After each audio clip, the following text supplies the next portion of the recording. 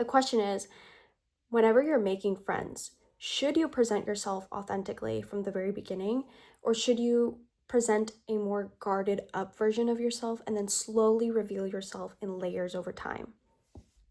For me, the answer, of course, is a bit more nuanced. It's like completely dependent on what you want, right?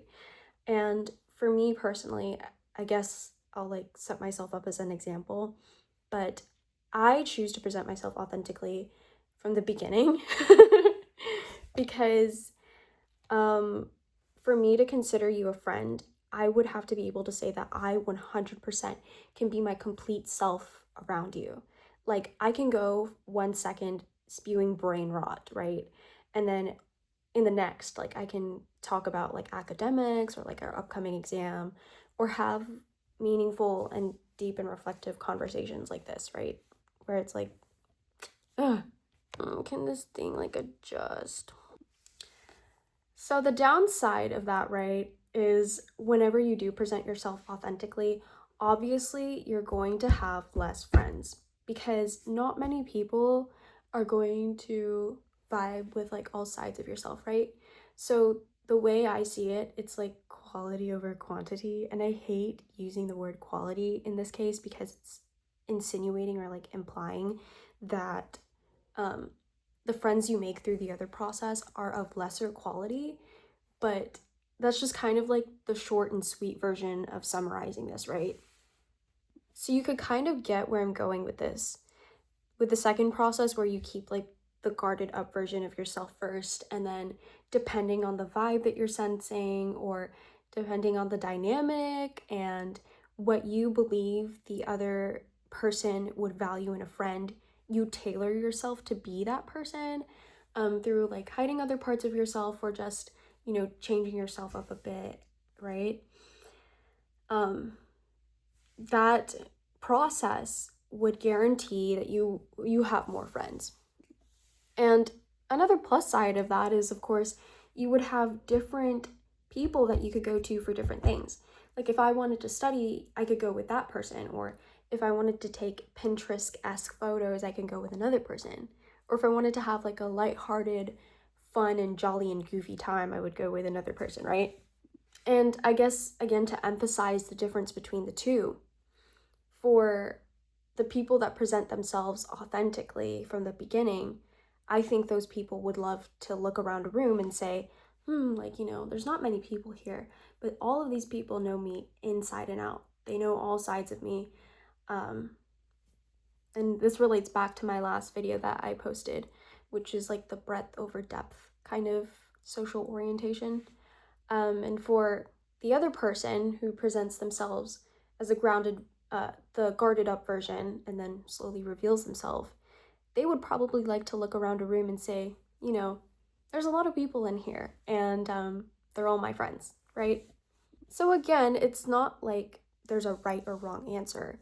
It's completely dependent on what you want. So I guess now the question is like, what does it mean to present yourself authentically? Because whenever I say that, it doesn't mean showing all sides of yourself at once and then hoping that the other person could just take it, because that's pretty overwhelming, I'd like to think. It just means that whatever side I'm most insecure about showing, I present that first, right? And this is something that I had to figure out through trial and error, but I kind of figured that through pattern observation, right? Many more people are receptive and accepting of my reflective and my perspective, introspective side compared to like my sense of humor. And I guess it just has to do with the environment that I'm in and that the certain school that I go to. But it could feel a little rejecting thinking that this person isn't accepting of all sides of me, right? And I've had certain experiences where I presented myself first with my default emotional state, which is this reflective side.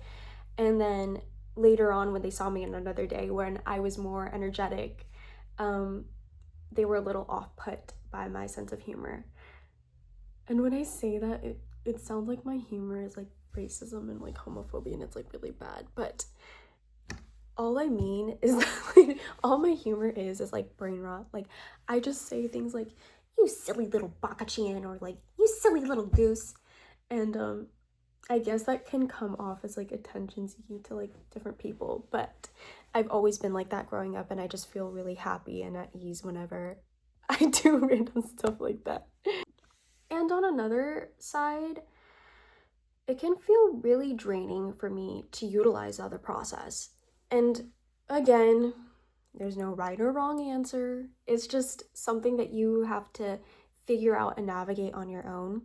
But I just noticed that whenever I would present the guarded up version of myself first, it's really draining. Like, it takes a lot of emotional intelligence to be able to figure out what the other person wants and then tailoring yourself to be that person.